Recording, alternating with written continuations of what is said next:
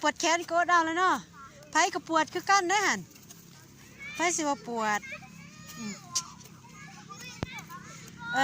ซับซอยกันเนาะอ้วนเนาะ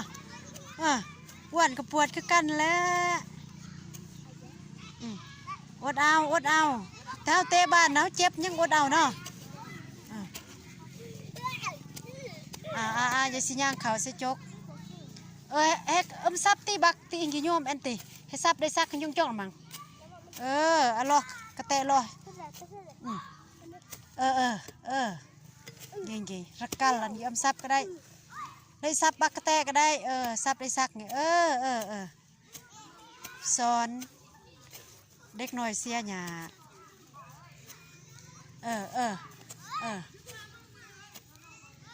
เนี่ยถ้าอ้วนนั่งห้อยเราตะ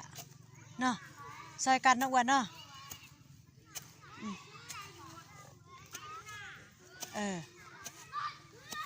ซับ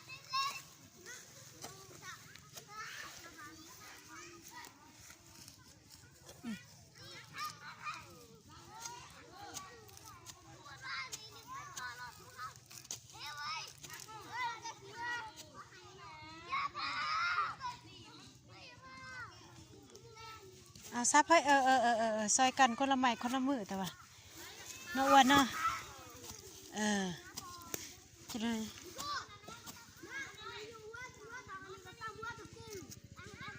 มายอกันอัมพอตีนุ่ยตีอัมพอตีเฮ้ยกระดานูตี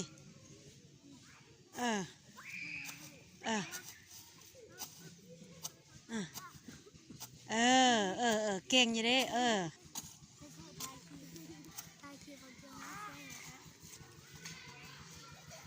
ซับเลยอันนั้นจงนี่ซับเลย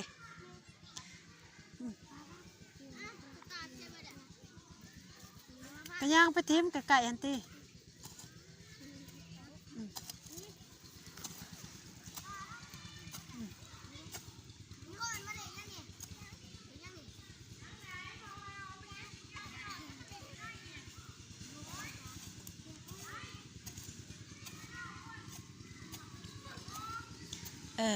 ซับตับมันจงละวายได้กระยืงได้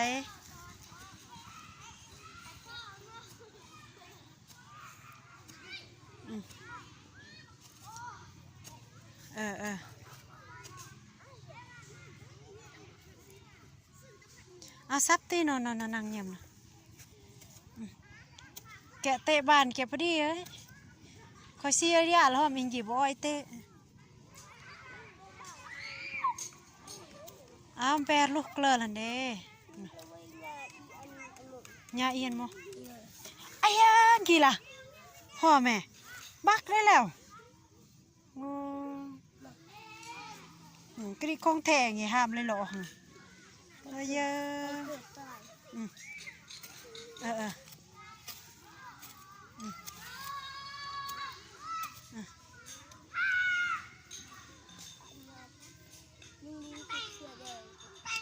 งูลุงดิงอันต่อเราปีงไงซอยกันเด้อต้องหยอกต้องย่างหันก็เก็บออกเลยพอได้ถือกระตาหันเห็นบ่ว่าแม่นเก็บแต่หญ้าเด้เห็นต้องย่างก็เก็บเขาก็เก็บถอกใส่เลย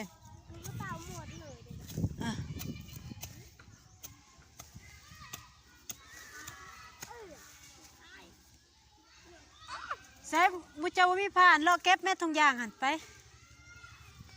แล้วบ่พอดแล้วบ่ไปกินโลดปลาให้มันสะอาด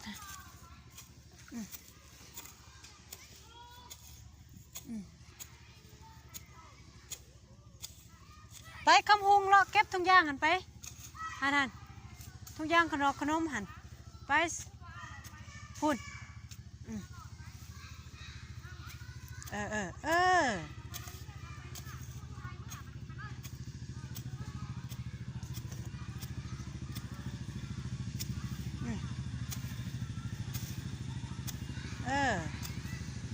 อมือนีซ้อนถาวคำเมืองเสียหยาจะรักเสียหยาสวนกาแฟ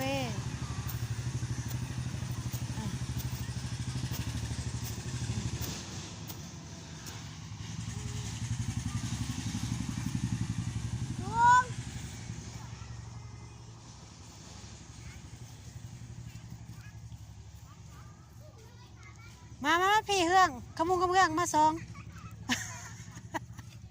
นี่มาซับนี่หุงตอนน่ะเบิ้งเอากันได้เบิ้งตะยังกวนเบิ้งป่านจะมาพี่หุงแบกจกเบิ้งเอาตะยังเบิ้งตะยังกวนเบิ้งเอากอดกันเบิ้ง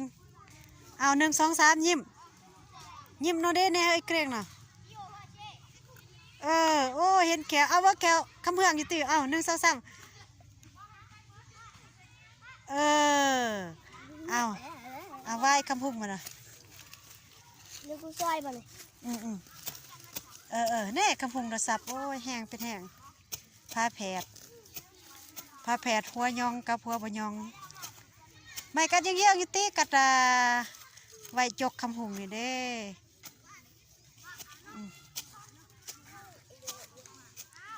หนูไก่แรกคือกันแต่ว่าเนาะ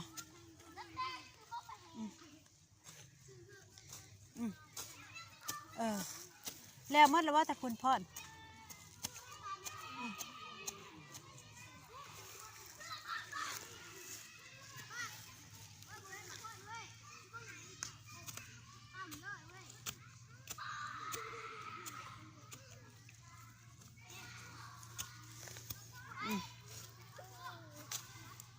เห็นบ่อยู่บนต้นอยู่บนยาใช่ป่ะต้นหนึ่งอ่ะจงไงต้นหนึ่งเห็นป่ะโอ้ทีแกบักยืงกันทีเหรอเห็นว่าต้นหนึ่งอยู่บนไอ้ซ้ำเลยยามันดูสิไปอยู่บนไหนเอามา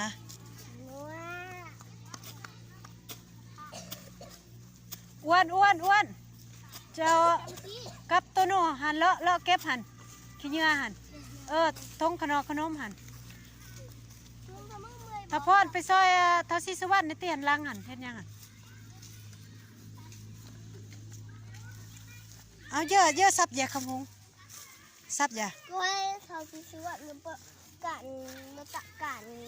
หันต่อดอกฮะอนามัยอยู่นี่เด้อนามัยเดินโอ้ยเดี๋ยวช่วยกี่เด้อกวนอยู่แล้วก็เย่โอ้ยได้โลไหม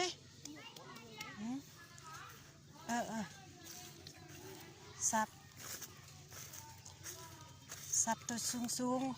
วัดเวลาแพทย์ลูกกับสัมปายแกทิศหน้าแกจ่าเกียนหญ้านี่เนาะนี่มั่ว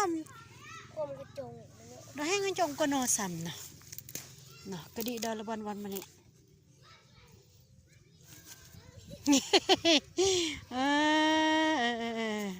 จ่าแม่ข้าได้จ่ามุมเป็นมุมเว้ย